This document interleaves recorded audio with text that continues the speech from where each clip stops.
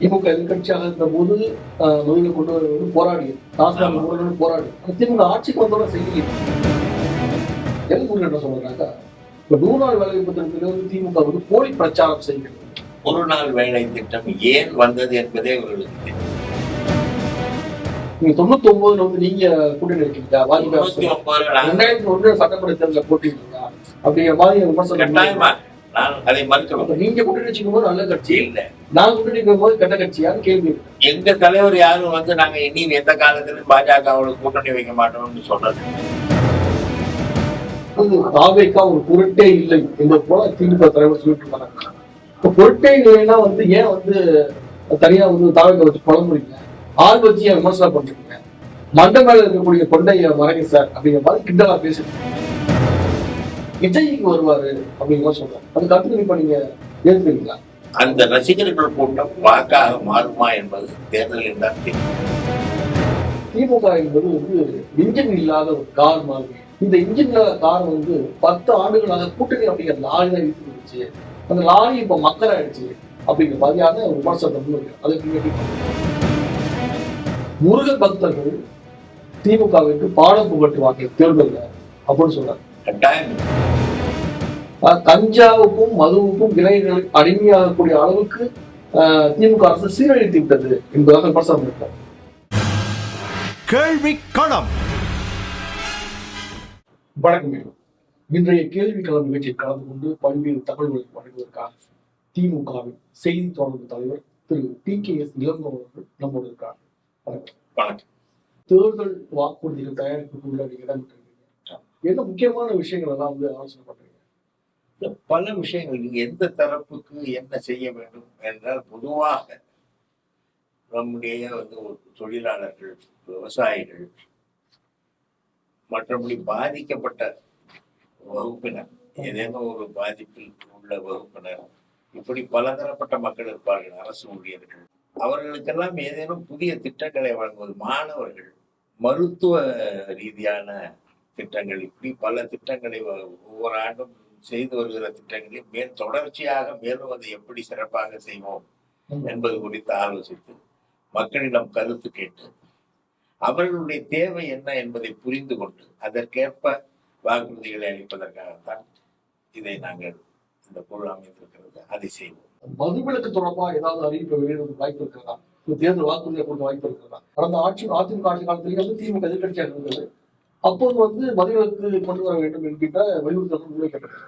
இப்ப கொரோனா காலத்துலாம் வந்து நீங்க டாஸ்மாக் ஏன் திறக்கிறீங்க, இந்த போல வந்து கருப்பு கொடி ஏற்றிலாம் வந்து போராட்டம் பண்ணீங்க. முதல்வர்கள் உட்பட பல பேர் வந்து வீதியில் நின்றாங்க.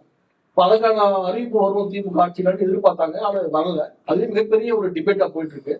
வரக்கூடிய காலத்துல இந்த தேர்தல் வாக்குறுதியா அது கொடுக்க வாய்ப்பு இருக்கு. அதை யோசிக்கணும். அதே நாங்க அதனுடைய பாதிப்புகளை, அதனுடைய உள்ள சிக்கல்களை, பெரிய அளவுல கடைகளை குறைச்ச மாதிரி தெரியல. வேற இது ஒண்ணுமே இல்லை. மதுவிலக்கு இங்கே 1973 வரை தமிழ்நாடு மதுவிலக்கு உள்ள மாநிலமாகத்தான் இருந்தது. ஆனால் தமிழ்நாட்டில் இருக்கிற மக்கள் புதுச்சேரிக்கோ, ஆந்திராவுக்கோ, கேரளாவுக்கோ, கர்நாடகாவுக்கோ போய் குடித்து விட்டு வருகிறார்கள். அந்த வருமானம், அந்த வரி போன்றவையெல்லாம் அந்தந்த மாநிலங்களுக்கு போகின்றன. இதனால் எங்கள் தலைவர் என்ன செய்தார் என்றால், மதுவிலக்கை ரத்து செய்து மதுக்கடைகளை திறந்தார். ஆனால் அதற்கு பிறகு ஓராண்டு காலத்திலேயே அதை மூடிவிட்டார். 74ஆம் ஆண்டே அவர் மூடிவிட்டார். 77 அதிமுக ஆட்சி வந்த பிறகு எம்ஜிஆர் முதலமைச்சராக இருக்கிற நேரத்தில் தான் மீண்டும் மதுவிலக்கு சட்டத்தை ரத்து செய்து மதுக்கடைகளை திறந்தார். ஜெயலலிதா முதலமைச்சராக வந்த பிறகுதான் டாஸ்மாக் என்கிற ஒரு நிறுவனத்தையே தொடங்கி எல்லா இடத்திலும் மதுக்கடைகளை திறப்பதற்கான வழிமுறைகளை செய்தார். இப்பொழுது அதுதான் இருக்கிறதே தவிர இதுல திமுகவின் பங்களிப்பு என்பது, திமுக எதிர்கட்சியாக இருந்த போது முதலில் கொண்டு வர வேண்டும் போராடி, டாஸ்மாக் மூடணும்னு போராடி. திமுக ஆட்சிக்கு வந்தோட செய்யலையே அப்படிங்கிறது. இன்றைக்கு இந்த வருவாய் பிரச்சனை இருக்கிறது. அது எதிர்கட்சியாக இருக்கும்போது தெரியலையா? அரசியலுக்காக பயன்படுத்துறீங்களா? இப்பொழுதுதான் அது வந்திருக்கிறது. இந்த வருவாய் ஜிஎஸ்டி முறை என்பது இப்பொழுதுதான் வந்திருக்கிறது. இந்த முறையிலே பல சிக்கல்கள் இருக்கு. சிக்கல்கள் ஒன்றிய அரசு திட்டமிட்டு அதை செய்கிறது. உதாரணத்துக்கு ஒன்றை சொல்ல வேண்டும் என்றால், இந்த மாநிலத்திலே உற்பத்தி ஆகிற பொருட்களுக்கு ஒரு காலத்திலே எங்கே விற்றாலும் இந்த மாநிலத்துக்கு தான் அதனுடைய விற்பனை வரி வந்து சேரும். இங்கிருந்து விற்பனை வரி செலுத்தி விட்டு தான் இந்த மாநிலத்தை விட்டு அந்த பொருள் வெளியே போகும்.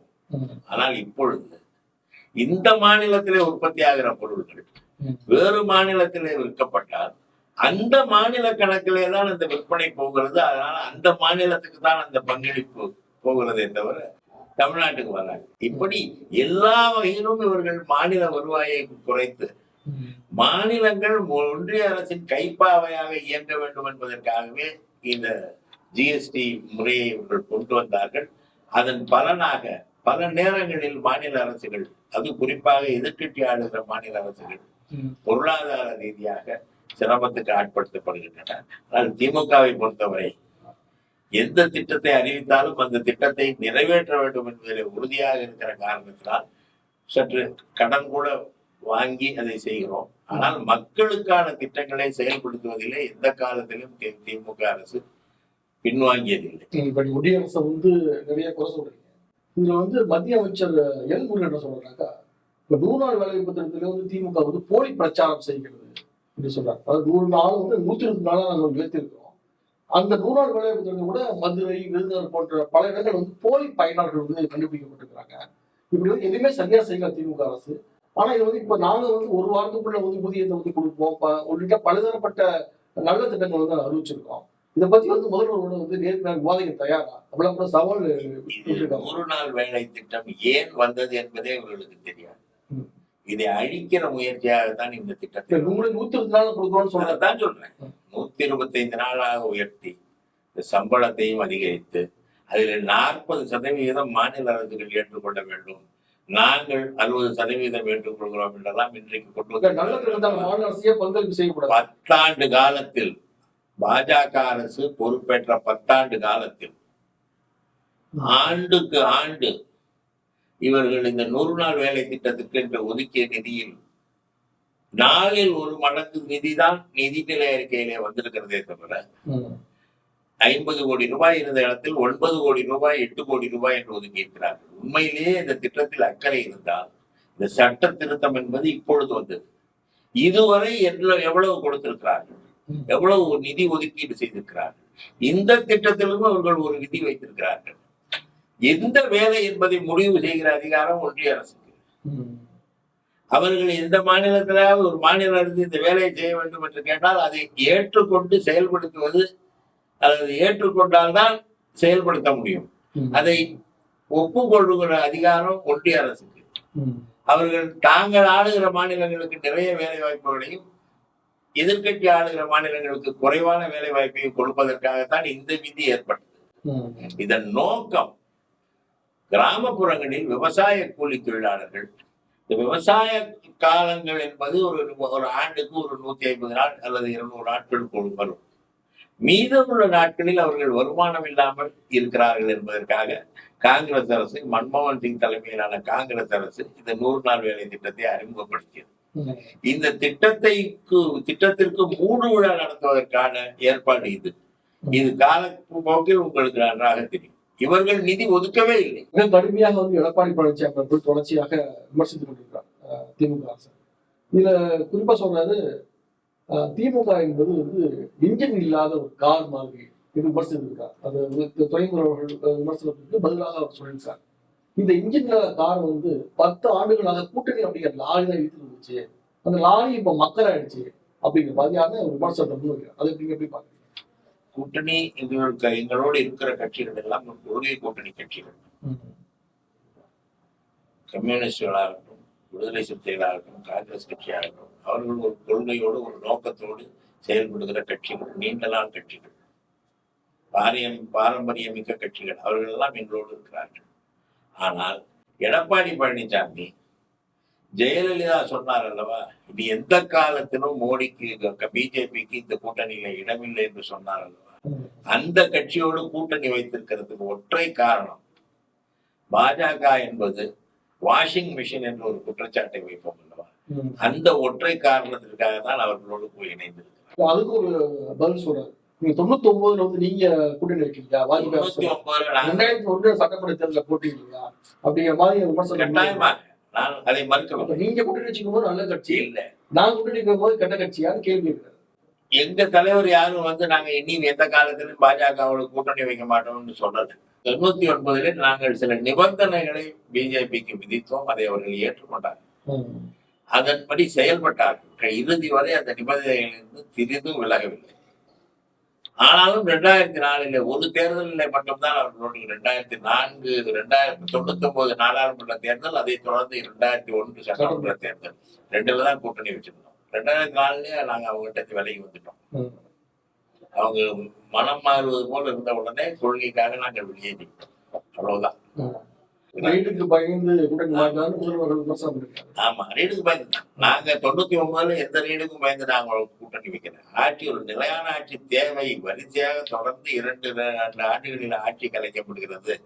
அப்படி இருந்தால் இங்கே பொருளாதார ரீதியாக பாதிப்பு ஏற்படும் என்ற ஒற்றை காரணத்தினால்தான் அப்போது நாங்கள் ஆதரவு தெரிவிக்கிறோம். அவர் சொல்றாரு கூட்டணியில் ஆகி மக்கள் செய்யுதுன்னு சொல்ற வார்த்தையில பொதுவெளியில கூட பரபரப்பா ஒரு பேச்சு இருக்கு.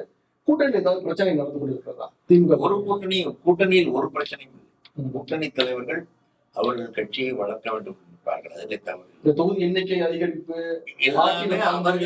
பலதரப்பட்ட விவாதங்கள் போயிட்டு இருக்கு. அதெல்லாம் போயிட்டு இருக்கு. அவரவர்கள் தங்கள் கட்சியை வலுப்படுத்த வேண்டும் என்று நினைப்பது என்பது இயல்பான ஒன்று. ரயில்வே கல்லூரி முன்னாள் மாணவர்கள் கருத்து கணிப்பு வெளியிட்டிருக்காங்க. அது மீண்டும் முதல்வர் ஸ்டாலின் அவர்கள் தான் முதலமைச்சரா பொறுப்பேற்றாரு அப்படிங்கிற மாதிரி கருத்து தகவல் சொல்லியிருக்காங்க. ஆனா 2வது இடத்துல விஜய்க்கு வருவாரு அப்படிங்கிற மாதிரி சொல்றாங்க. அது கருத்து கணிப்பை நீங்க ஏத்துக்கிறீங்களா? நான் பல திரையுலகத்தை சார்ந்த பல அரசியலுக்கு பார்த்திருக்கிறேன். விஜயின் ஒற்றை நோக்கம் தான் முதலமைச்சராக வேண்டும் என்பதற்காக. அப்படி சொல்ல மாட்டாங்க. எந்த கட்சியும் முதலமைச்சர் ஆகிறதுக்காக ஆரம்பிக்கப்பட்ட கட்சி அல்ல. கட்சி தலைவர்கள் விருப்பத்தோடு இருப்பாங்க. அந்த விருப்பத்தோடு இருப்பது வேறு. இதுதான் எங்கள் கட்சியின் கொள்கை என்று ஏதாவது பட்டியலிட்டு சொல்லி இருக்கிறாங்க. கொள்கை தலைவர்கள் நிறைய வச்சிருக்காரு. தலைவர்கள் அவர் கொள்கை வேலுநாச்சியார் கொள்கை தலைவர் வச்சிருக்காரு. அண்ணாவை சொன்னார்.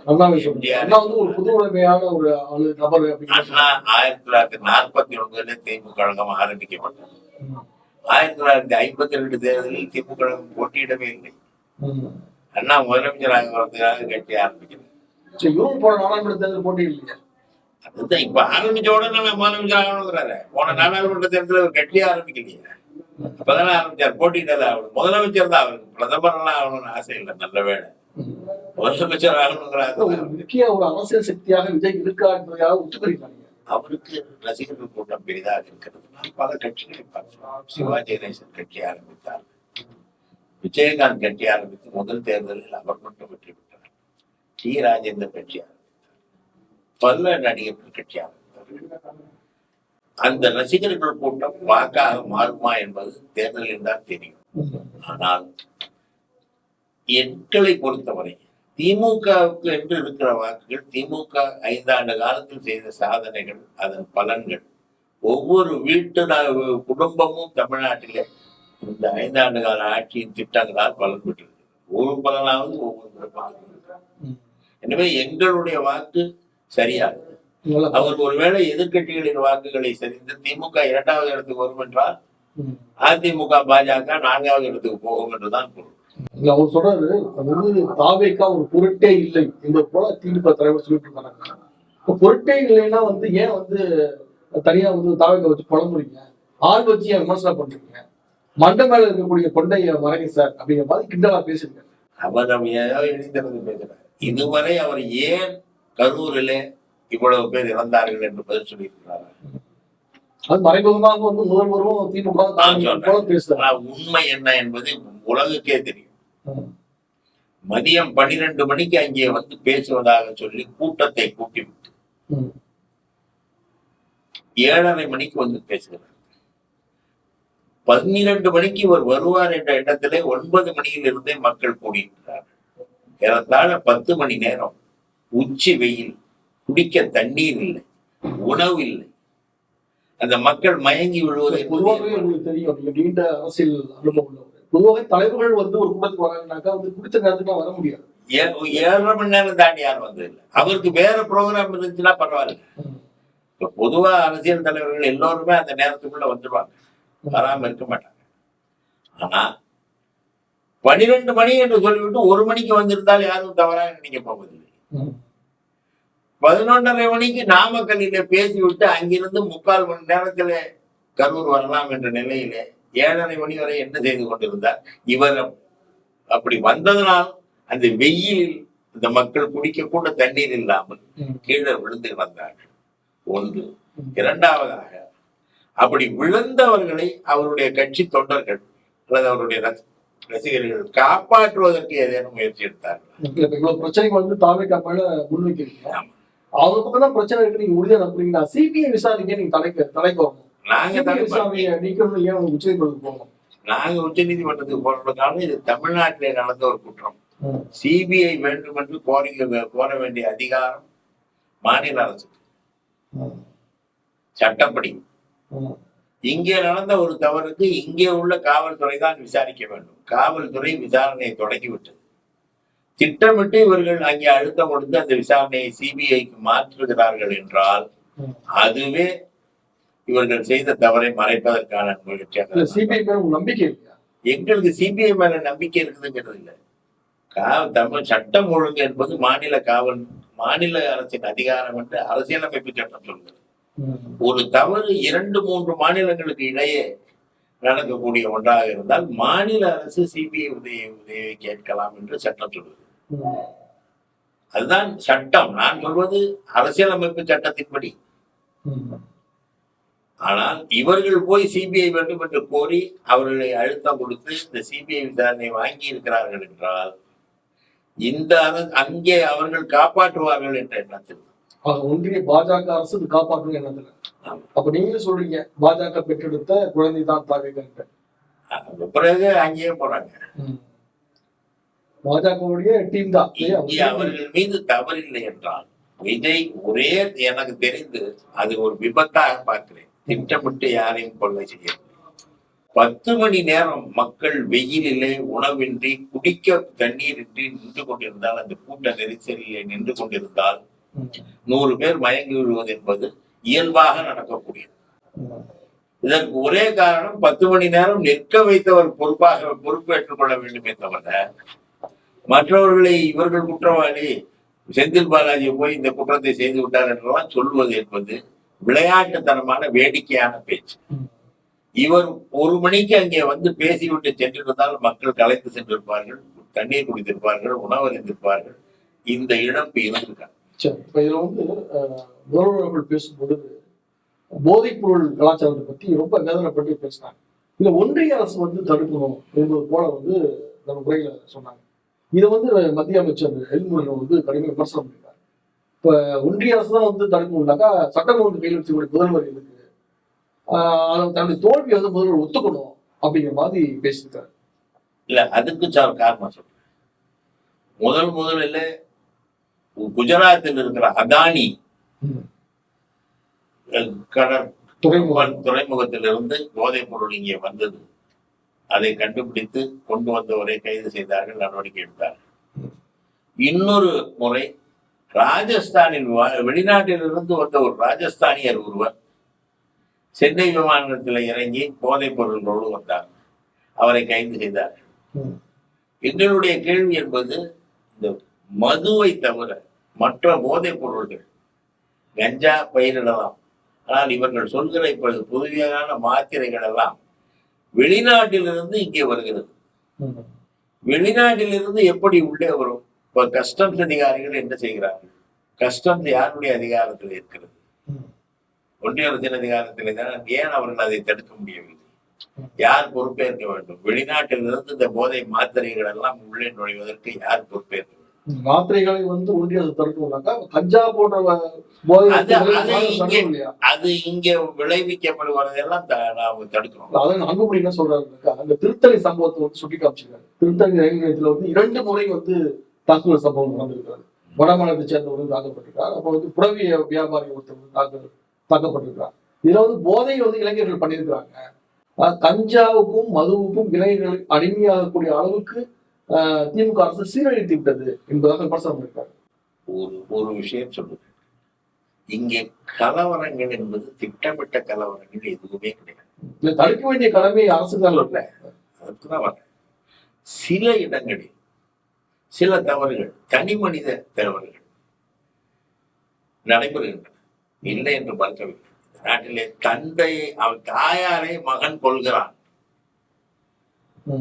தந்தை மகனை கொள்கிறார். இதையெல்லாம் நாம் செய்தித்தாள்களிலே பார்க்கிறோம். இதற்கு பல காரணங்கள் இருக்கலாம். எந்த அளவு மனநிலை மாற்றப்பட்டிருக்கிறது என்பதெல்லாம் பார்க்க வேண்டும். இதையெல்லாம் புகார் வந்தவுடன் நடவடிக்கை எடுத்து கைது செய்து அவர்களை சிறைக்கு அனுப்புகிறது. எந்த புகார் தமிழக காவல்துறைக்கு வந்தாலும் அந்த புகாரின் மீது உடனடியாக நடவடிக்கைகள் மேற்கொள்ளப்படுகின்றன. ஆனால் இந்த தவறுகளை நாங்கள் தடுக்க வேண்டும் என்றால், இது போன்ற வீட்டுக்குள் நடைபெறுகிற பிரச்சனைகளை தடுக்க வேண்டும் என்றால், தமிழ்நாட்டில் இருக்கிற ஒவ்வொருத்தருடனும் ஒரு போலீஸ்காரரை நியமிக்க வேண்டும், காவல்துறை அதிகாரி இருக்க வேண்டும். இது நடைபெற முடியாது. ஏனென்றால் இந்த தவறுகள் என்பது திட்டமிட்ட தவறுகள். திடீரென்ற கோபத்தின் வெளிப்பாடு அல்லது யாராலும் ஒன்றை நம்மை பேசிவிட்டால் அதை பொறுத்து கொள்ள முடியாத மனநிலை வளர்ந்து கொண்டிருக்கிறது. இது போன்ற ஒரு தனி மனித இயல்புகள் விளைவாக நடைபெறுகிற குற்றங்களை தான் நாம் பார்க்கிறோம். திருப்பரங்குன்ற விவகாரம் மிகப்பெரிய அளவில் பேசப்பட்டது. இன்னைக்கு போயிட்டு இருக்கு, பிரச்சனை வழக்கு போயிட்டு இருக்கு. இதுல சிறுபான்மையினர் வாக்குக்காக திமுக அரசியலாக்குகிறது இந்த பிரச்சனை. இந்த போல பாஜக அமைப்புகள் மூலமாக விமர்சனம் முன்வைக்கப்பட்டது. இதுல இந்து முன்னணியுடைய மாநில தலைவர் என்ன சொல்லிருக்காரு, சுப்பிரமணியன் என்ன சொல்லிருக்காருனாக்கா, முருக பக்தர்கள் திமுகவிற்கு பாடம் புகட்டுவாங்க தேர்தல்ல அப்படின்னு சொல்றாரு. அதுக்கான அந்த ஒரு அச்சம் இருக்கா திமுக? கட்டாயம் திட்டமிட்டு இந்த குழப்பத்தை ஏற்படுத்துவர்களுக்கு வசதியாக இந்த தீர்ப்பை அவர் வழங்கி இருக்கிறார். நீதித்துறை நடவடிக்கைக்கு மாறாக இந்த தீர்ப்பை வழங்கி இருக்கிறார். இவர்கள் அந்த ஊருக்கு தொடர்பில்லாதவர்கள், திருப்பரங்குன்றத்திற்கு தொடர்பில்லாதவர்கள், அங்கே போய் நாங்கள் தீபம் ஏற்றுவோம் என்று போகிறார்கள். இதுவே தவறு. அங்கே இருக்கிற அந்த கோவிலில் இருக்கிற நிர்வாகிகள், குருக்கள் போன்றவர்கள் முடிவெடுக்க வேண்டும். அவர்கள் காலங்காலமாக எங்கே விளக்கு தீபம் ஏற்றி வந்தார்களோ அங்கே ஏற்றி இருக்கிறார்கள், வேறு இடத்தில் ஏற்றவில்லை. இவர்கள் போய் கலவரம் செய்வதற்காக, பாஜக என்றாலே ஒரு இடத்தில் கலவரம் செய்ய வேண்டும் என்கிற எண்ணம் பல ஊர்களில் செய்திருக்கிறார்கள். எல்லாத்திலையும் பண்ணியிருக்காங்க. இப்போ போய் கிறிஸ்துமஸ் தாத்தா வேடம் போட்டவங்க அவர்களை அடித்திருக்கிறார்கள். இது போன்ற ஒரு நிலையை உருவாக்க வேண்டும் என்று எண்ணினார்கள். மாநில அரசு அந்த மக்கள் என்ன விரும்புகிறார்களோ, அந்த மக்கள் எதை செய்து வந்தார்களோ அதற்கு பாதுகாப்பாக, அதற்கு ஆதரவாக முடிவெடுக்கும். இப்போ பொங்கல் பரிசு தொகுப்பு வழங்கணும், 5000 ரூபாய் பணம் கொடுக்கணும், இந்த போலலாம் நயினாநாயகன் போன்ற எதிர்கட்சி தலைவர்கள்லாம் சொல்லிட்டு இருக்காங்க. அதுக்கப்புறம் நயினாநாயகன் சொல்றாருனாக்கா, 248 கோடி ரூபாய் மட்டுமே இந்த அரசு ஒதுக்கி இருக்குது. சொற்பமான தொகை இது. அதுவும் பொங்கல் 15 நாளுக்கு முன்னாடி தான் அவங்க அறிவிச்சிருக்காங்க. இப்போ மஞ்சள் பயிரிட்டவங்க, வெள்ளம் உற்பத்தி செய்யறவங்க எல்லாம் கொள்முதல் செய்வாங்கன்னு எதிர்பார்த்தாங்க. ஆனா இந்த அரசு ஏமாத்திருச்சு அப்படிங்கிற மாதிரி ஒரு குற்றச்சாட்டு முன்வைக்கிறாங்க. இந்த குற்றச்சாட்டை முன்வைப்பதுதான் அவர்கள் வேலை. இங்க ஆட்சி அமைதியாக நடைபெறுகிறது. பல தொகை சொற்ப தொகை அப்படிங்கிறதுல மாறுபாடு இருக்கு. அது எவ்வளவு அது கொடுக்கும் பொழுதுதான் தெரியும். இவர்கள் சொல்வது எதை மட்டுமானு சொல்றாங்க. சொற்ப தொகை என்றால் நீங்கள் ஏன் இந்த மாநில அரசுக்கு வருவாயை பிக் பாக்கெட் அடித்து விட்டு அங்கே போய் உங்களுடைய மாநிலங்களுக்கு கொடுக்கிறீர்கள்? இதை இப்ப நயினார் நாகேந்திரன் கேட்பார். தமிழ்நாட்டுக்கு உரிய நிதியை கொடுக்க வேண்டும் என்று தமிழ்நாட்டு பாஜக தலைவரான நயினார் நாகேந்திரன் சொல்வாரா? சொல்ல மாட்டார். இவையெல்லாம் ஏதேனும் ஒரு குழப்பத்தை ஏற்படுத்த வேண்டும் தமிழ்நாட்டிலே. எப்படியாவது திமுகவை தோற்கடிக்க வேண்டும், திமுகவுக்கு எதிரான ஒரு கருத்தை பரவ செய்ய வேண்டும் என்பதற்காக இதெல்லாம் பேசுகிறார்களே தவிர 248 கோடி ரூபாய் சொற்ப தொகையா இல்லையா என்பது கொடுத்த பிறகுதான் தெரியும். இப்ப முதல்வர்கள் இந்த உறுதியளிக்கப்பட்ட ஓய்வூதிய திட்டத்தை அறிவிச்சிருக்காங்க. அரசு ஊழியர்கள்ல ரொம்ப வீழ்ச்சியா இருக்கிறாங்க. இது ஒரு பக்கம் இருக்கிறது. இன்னும் இடைநிலை ஆசிரியர் ஒரு பக்கம் போராடிட்டு இருக்காங்க, துப்புரவு பணியாளர் ஒரு பக்கம் போராடிட்டு இருக்காங்க. இப்ப தொடர்ச்சியான இந்த போராட்டங்கள் எல்லாமே தேர்தல் நேரத்துல ஒரு நெருக்கடியாக மாறாதா? மக்கள் பாக்குறாங்க, ஊடகத்துல பாக்குறாங்க. அப்ப மக்கள் ஒரு அதிர்ச்சி அடைறதுக்கு வாய்ப்பா மாறாதா? இல்ல. காரணம் என்னன்னா அவர்கள் கைது செஞ்சு போறாங்க போலீஸ்காரங்க. அதான் சொல்றேன். எப்பொழுதுமே கோரிக்கையின் நியாயத்தை பொறுத்துதான் மக்கள் அந்த கோரிக்கை நியாயமானது, அவர்கள் போராட்டம் நியாயமானது என்று முடிவெடுப்பார். அந்த கோரிக்கைகளை அரசாங்கத்திடம் தெரிவித்து அரசாங்கம் என்ன பேச்சுவார்த்தைகள் 2-3 முறை நடந்திருப்பதாக அமைச்சரே சொல்லியிருக்கிறார். ஆனால் மாநில அரசு ஒரு திட்டத்தை வைத்து அல்லது நம்முடைய ஆதாரங்களின் அடிப்படையில அவர்களுக்கு எவ்வளவு உதவி செய்யலாம், அவர்கள் பிரச்சனைக்கு எப்படி தீர்வு காண்றார் என்று சொல்லி, ஆனால் அதை அவர்கள் ஒப்புக்கொள்ள மறுத்தார். என்ன செய்ய முடியும்? இது எதிர்க்கட்சிகளின் தூண்டுதல் என்கிற பேச்சும் இருக்கிறது. குறிப்பாக துப்புரவு பொறுத்தவரை 8 மண்டலங்களில் 6 ஏற்கனவே பல மண்டலங்கள் தனியார் விடப்பட்டு விட்டன. 2 மண்டலங்களில் தான் இப்பொழுது திமுக அரசு தனியாரிடம் ஒப்படைத்தது. 6 மண்டலங்களில் அதிமுக அரசை ஒப்படைத்து விட்டது. இப்பொழுது அது அப்பொழுது கேட்காதவர்கள் இப்பொழுது ஏன் கேட்கிறார்? இந்த அரசு செய்யும் ஏதாவது நம்பிக்கை கேட்கிறாங்க, ஏன் செய்யக்கூடாது? இல்ல இந்த அரசுக்கு கெட்ட பெயர் உண்டாக்க வேண்டும் என்பதற்காகவே இதையெல்லாம் தூண்டி விடுகிறாங்க. பல்வேறு தகவல் சொன்னீங்க. வசந்த் தொலைக்காட்சி சார், நன்றி சார். இந்த வாய்ப்பை கொடுத்த வசந்த் தொலைக்காட்சிக்கு நன்றி. கேள்வி களம்.